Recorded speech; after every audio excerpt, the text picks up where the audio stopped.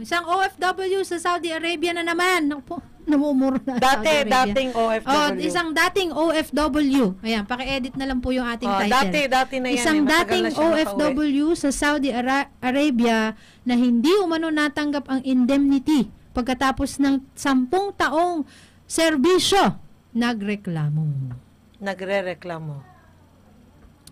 Isang dating. Ibalita mo yan, Arlea. Ano bang nangyari? Magandang tanghali po sa ating mga tagapakinig dito sa bayan ng Rimba at lalong-lalo na po sa mga nakabang sa ating Facebook Live streaming ngayong araw. Idinurog sa RNG nito lamang buwang kasalukuyan ni Ginang Ninya at ni Boss Saavedra, ang OFW na 50 anyos na galing Saudi Arabia at residente ng Barangay Subul, Gimba, Nueva Ecija at nagtatrabaho sa Al-Jof, Saudi Arabia.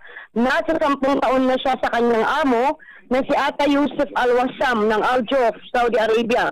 Kwento ni Ninya, January 14, 2024, nang umuwi siya ng Pilipinas dahil namatay ang kanyang ina. March 7, 2024, ang nakatakda niyang balik sa Al-Jof dahil iyon ang pinadalang electronic tickets ng amo niya. Ngunit pagdating ng NAIA Terminal 3, ayon sa mga staffs ng paliparan sa NAIA Terminal dapat siya pumunta. Kung kaya't lumipat siya. Sa kasamaang para, pinalipat na naman siya pabalik sa Terminal 3 kung saan nandoon daw ang eroplano na sasakyan niya na Saudi Arabian Airlines SB585. Nag-overluggage di umano siya kung kaya't tinawagan niya ang amo niya. At ayon sa amo niya, huwag na daw nang dadalhin ng ibang bagay niya maliban na lang sa damit niya at isang shoulder bag. Nakiusap si Ninya sa mga staffs ng paliparan na kung pwede ay mabitbit na ang kanyang bagahe na wala pa namang 20 kilos ang laman. Ngunit hindi umano siya pinayagan hanggang sa maiwanan na siya ng kanyang flight. Pilit na tumatawag sa kanyang amo para sana makabalik pa siya ng Saudi Arabia, ngunit hindi na siya nito sinasagot at napag-alaman na lang na kinansila na ng kanyang amo ang kanyang working visa ayon sa mga kasama niyang nagsisilbi sa kanilang amo. Hinahabol ngayon ni Ninya at Boss Saavedra ang kanyang indemnity dahil naka-10 taon siya sa kanyang serbisyo. Ayon sa kanya, importante di umano ang makukuha niya na yon kahit di na inayos ng amo niya ang kanyang pagbalik. Ang indemnity o ang end of service fee ay ibinibigay ito sa mga nagtatrabaho sa ibang bansa, katulad ng drivers, household workers, cleaners o iba't ibang trabaho na nakatapos ng unang 4 na taon. Sa unang 4 na taon ay makakatanggap ang worker ng nasa 1 buwan na sahod at kapag inabot ng 8 taon, 2 buwan na sahod. Ngunit ang end of service fee ay hindi lahat na ibibigay ng mga employer. Depende na sa usapan ng employer at employee na kanilang aayusin sa Polo OWA o embahada bago ka mag-final exit sa iyong amo. Nagtungo umano si Ninya sa OWA o ang Overseas Welfare Workers Administration sa main office dito sa Pasay, Manila para kahit papaano ay makakuha man lang siya ng kahit konting tulong sa ahensya para maitustos sa kanyang anak na nag-aaral. Ngunit wala siyang sapat na gastusin para makabalik ng Metro Manila at makapaglakad ng mga papeles na hinihingi sa kanya. Kung kaya't naidulog niya sa RNG ang kanyang suliranin kung paano makakahingi ng tulong at pansin sa ating Department of Migrant Workers. Ayan ay para sa balitang lokal, ang radyo nating Jimbo 105.3 FM, tuloy-tuloy sa pagbabalita at serbisyo. Sama-sama tayo, Pilipino. Yung palang, Arlea, yung palang indemnity or end of service fee ay ibinibigay bago mag-final exit. Yes po, ang tamang G. Paano hindi naman siya nakapag-final exit kasi need pa sana niyang, babalik pa sana siya kaya lang, hindi naman siya nakabalik nung schedule na ng flight niya. Opo, kasamang G, kaya pahirapan na talaga na mahabol niya pa yun kasamang G kasi ang indemnity ay nakukuha bago siya mag-final exit. Inaayos ni employee sa kanyang employer sa Polo OWA nito sa embahada. Bago umuwi. So, bago umuwi. Oo, nakukuha na. Oo. Yes po. Nangangailangan kasi siya ng tulong, ano.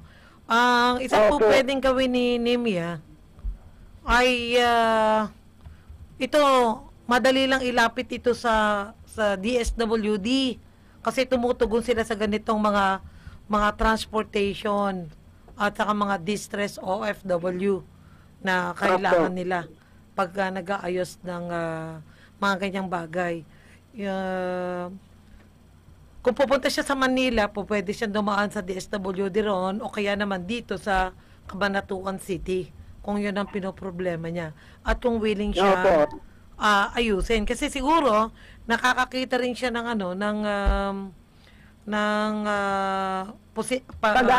pag-asa at positive yung kanyang iniisip na maaayos ito. Kasi kung siya naman ang mag-aayos, di ba? Opo. Oo.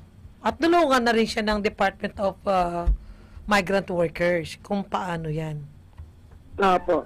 Actually, kasamang di pwede naman siya pumunta sa Kapitolyo kung saan nandoon ang OFWDs, pati ang OWA, pwede siyang lumapit doon kasamang G.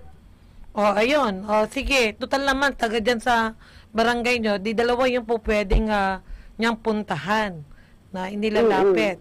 Yung isa sa DSWD, sa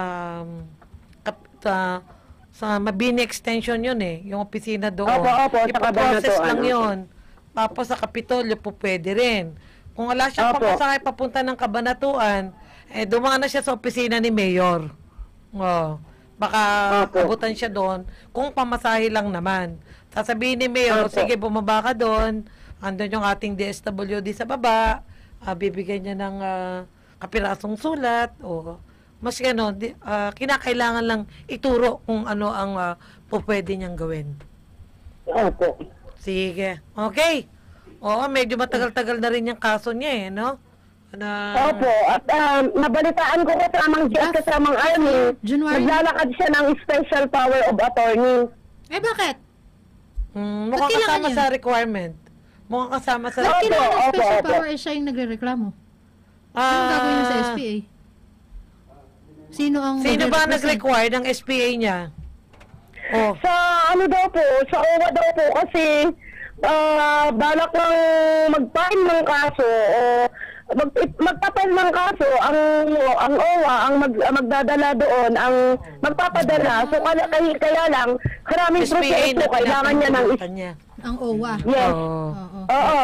Kailangan niya ng SPA at kailangan niya pang magpa-apostel, ipaparibon pa yung mga papeles. Oo, kasi yun kung dadaan sa, anong tawag mo doon? Yung mga nandun sa, napakasalimuot din yan ng pagtatak na yan, yung mga ribbon-ribbon nga na yan. Nadadaan sa, ano ba yun? Consul? Hindi consul, meron pa isang tawag doon Polo? Apostel. Ano daw? Ano? Apostel. Hindi. Yes. Kasi ganyan din yung mga nasa ibang bansa naman na gustong magbigay ng SPA sa anak, for example. Pag dumaan dito sa immigration, I think, or somewhere na klase ng ahente. Embassy. Sa embassy. Ipaparibon pa yan. Ipaparibon pa. May dinadaanan pa yon. Hindi lang siya basta lawyer na i-SPA at embahada. Okay. Opo. Sige. So, pag nakita kayo ni Nimia, yun yung mga pupwede. Nimia. Nice name. Yun na lang ang pupwede nating ituro sa kanya. Opo. Okay. Pwede ko na siyang isabit sa sasakyan ko rin. Bahala ka na. Okay. Sige. Bye-bye. Bye-bye. Okay.